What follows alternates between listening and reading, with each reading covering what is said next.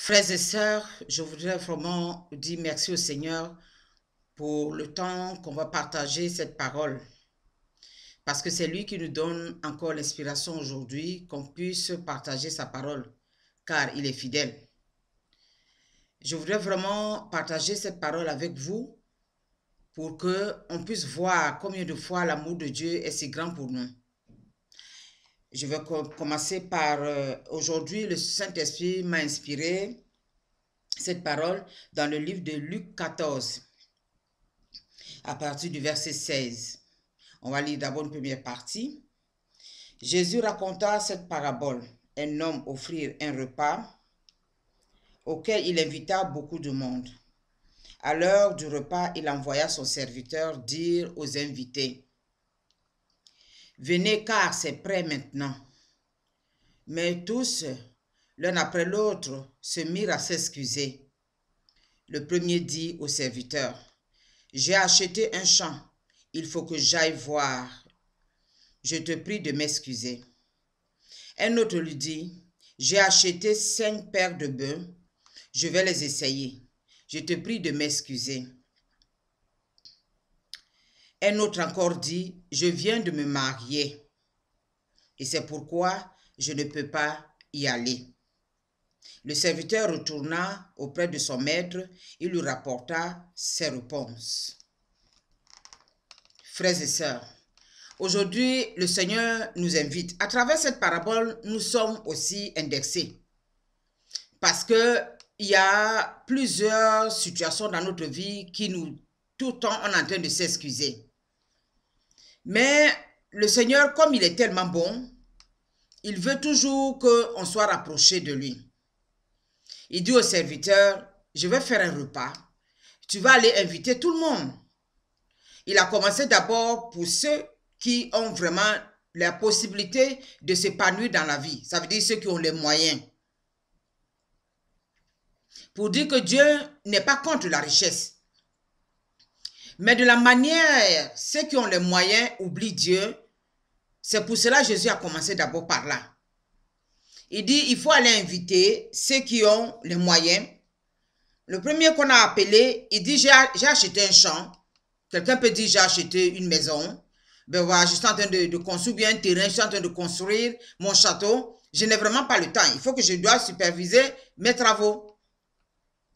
Le deuxième dit, je m'excuse. Et dit, l'autre aussi dit, j'ai acheté 5 paires de bœufs. 5 paires de bœufs représentent la bénédiction matérielle, financière. Pour ceux qui ont vraiment les champs, les cultivateurs, les agriculteurs, toutes ces personnes-là, Jésus a commencé d'abord par eux. Parce que aujourd'hui, comme on voit le monde aujourd'hui, ceux qui cultivent la terre, en réalité, si tu le cultives bien, tu es riche. Alors le Seigneur Jésus a commencé d'abord par cela. Oh, l'autre dit non, j'ai acheté 5 paires de bœufs, je vais aller les essayer, vraiment je te prie de m'excuser. Alors l'autre encore dit, je me suis marié. Ah oui, un mariage, je me suis marié.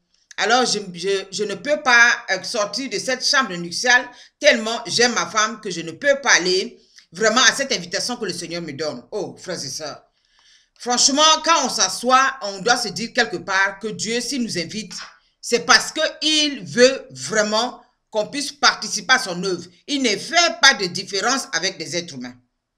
Si tu es riche, Dieu t'appelle. Si tu es pauvre, Dieu t'appelle. Si tu gagnes ton pain moyennement, Dieu t'appelle.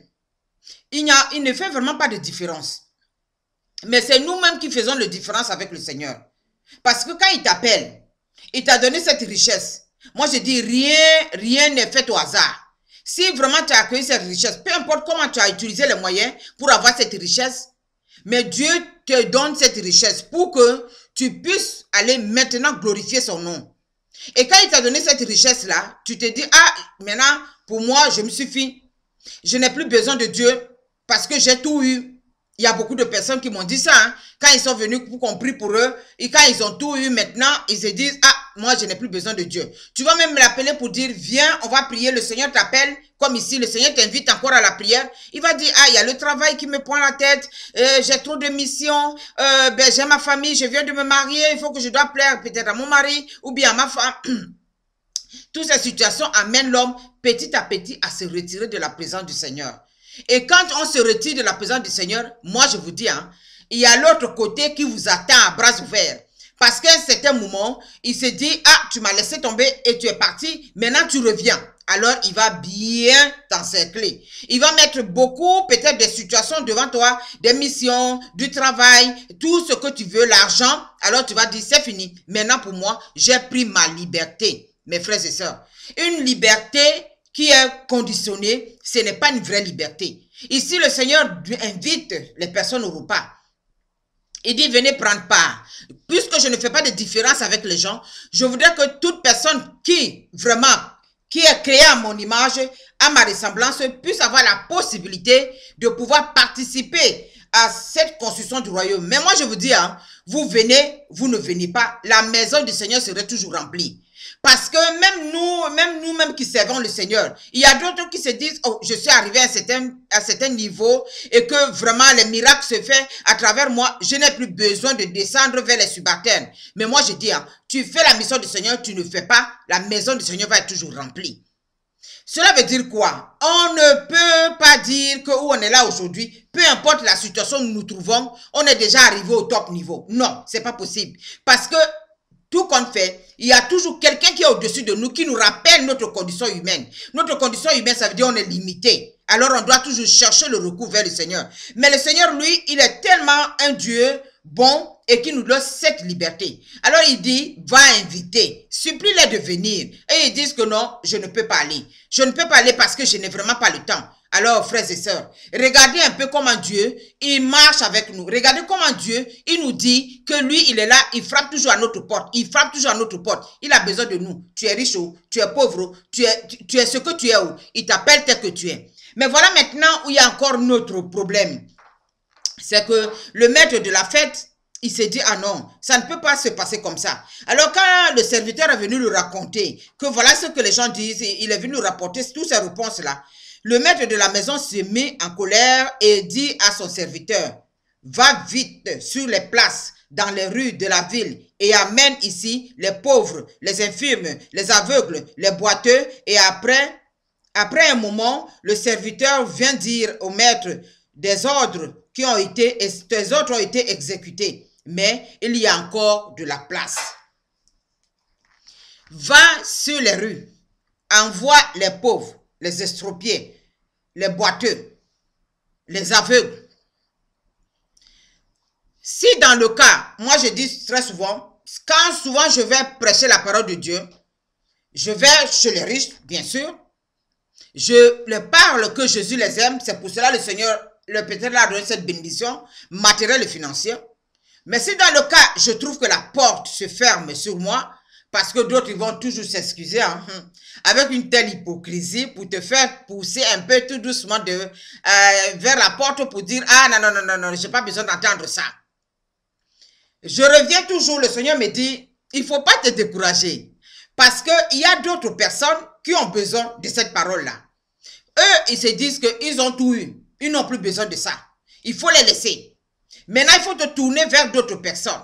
Alors, souvent, je reviens, je dis, Seigneur, il dit, je vais t'envoyer vers les boiteux de la vie.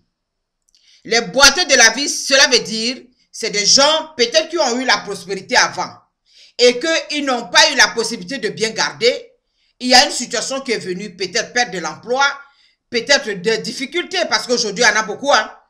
Ils ont tout perdu. Ils sont devenus aujourd'hui les boiteux. Ça veut dire ils boitent puisqu'ils n'ont plus toutes les possibilités de s'épanouir comme avant. Ces personnes-là ont une petite place dans leur cœur. Ils ont besoin de se relever. Alors le Seigneur me dit, il faut aller les prêcher la parole de l'espérance. Parce qu'avec cette parole-là, ça va les aider à comprendre la vie autrement. Ça va les aider à orienter leur vie autrement. Alors en ce temps-là, je m'en vais vers ces personnes-là. Et quand je vais vers ces personnes-là, le Saint-Esprit me guide toujours et il me donne une parole que je puisse leur dire. Cette parole est accompagnée de l'espérance tout le temps. Je ne suis pas là pour venir leur dire, vous avez fait ceci, c'est pourquoi vous avez eu ceci. On n'a pas le droit de condamner. Et moi, je ne juge personne, je ne condamne personne. La seule chose que je dis aux frères ou aux sœurs que je suis parti rencontrer, qui aujourd'hui, il est vraiment assis, il ne sait pas quoi faire, alors je dis, Jésus avec toi.